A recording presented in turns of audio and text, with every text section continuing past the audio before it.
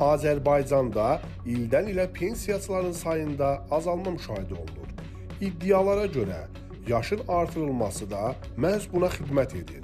Yəni, pensiya alanların sayı azalsın və gələcəkdə ödənişlər ləğv edilsin. Qeyd edək ki, əmək pensiyaları haqqında qanunun 7-ci maddəsində nəzərdə tutulmuş kişilərin yaş həddi 2017-ci il iyulun 1-dən başlayaraq 2021-ci il iyulun 1-nədək, qadınlarda yaş həddi 2017-ci il iyulun 1-dən başlayaraq 2027-ci il iyulun 1-nədək hər il 6 ay artırılır. Yəni, hazırda kişilərdə pensiya yaşı 65-dir, qadınlarda isə bu il 64 olacaq. Pensiya ödənişləri gələcəkdə ləğv oluna bilərmi? Qlobal Aza danışan iqtisadçı Eyüp Kərimli iddialar əsassız olduğunu deyib. Düşünmürəm ki, azalma tendensiyası yaş artımı ilə əlaqəli olsun. Bugün ölkədə 3 formada ödəniş olunur. Ailə başçısının itirdiyinə görə, yaşa görə pensiya və əmək pensiyaları. Bunlar arasında əlilliyə görə və ailə başçısını itirdiyi üçün təqaüd alanların sayı azalır. Digər tərəfdən, pensiya yaşının artması bəzi hallarda saya təsir göstərə bilər. Lakin gələcəkdə pensiya ödənişlərinin ləğv edilməsi fikri absurddur.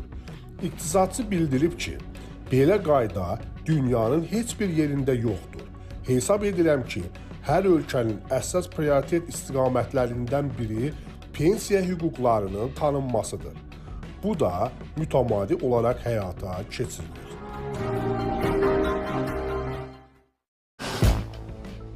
Ölkədə çoxsaylı ailə anlayışının yenidən müəyyənləşdirilməsi istiqamətində müzakirələr davam edir. Hazırda qüvvədə olan qanunvericiliyə əsasən çoxuşaqlı ailə statusu yalnız 5 və daha çox uşağı olan ailələrə şamil edilir. Lakin son illərdə bu tələbin yumşaldılması və 3 uşağı olan ailələrin də çoxsaylı hesab edilməsi ilə bağlı təkliflər irəli sürülür. Axaras xəbər verir ki, mövcud təkliflər üzərində iş aparılır və onların ölkənin demoqrafik inkişafına dair hazırlanacaq dövlət proqramına daxil edilməsi nəzərdə tutulur.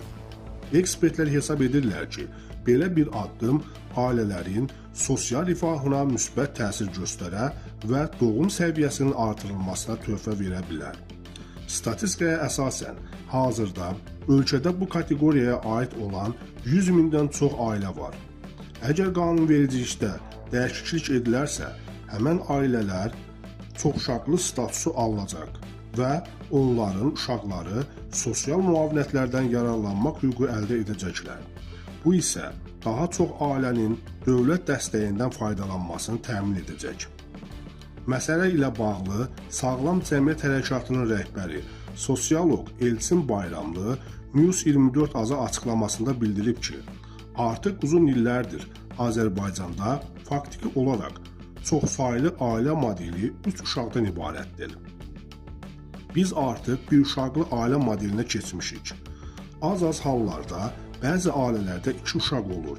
3 uşaqlı ailə olması artıq maksimum nəticədir və bu ölkədə çoxsaylı ailə sayılır.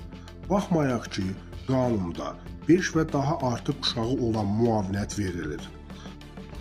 Artıq heç bir ailədə 6 uşaq olmur. Çox nadir hallarda bu baş verir. 4-5 uşaqlı ailələr ağır vəziyyətdə yaşayır. Bugünkü əmək haqqı məbləği ilə ailələr maksimum 1-2 uşaq saxlaya bilər. 3 uşaq artıq həm psixoloji, həm də sosial baxımdan çoxuşaqlı ailə hesab edilir. Millətin davamlılığı üçün minimum uşaq sayı 3-dür.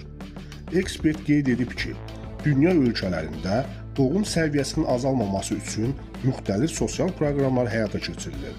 Müxtəlif ölkələrdə bunun qarşısını almaq üçün sosial proqramlar var.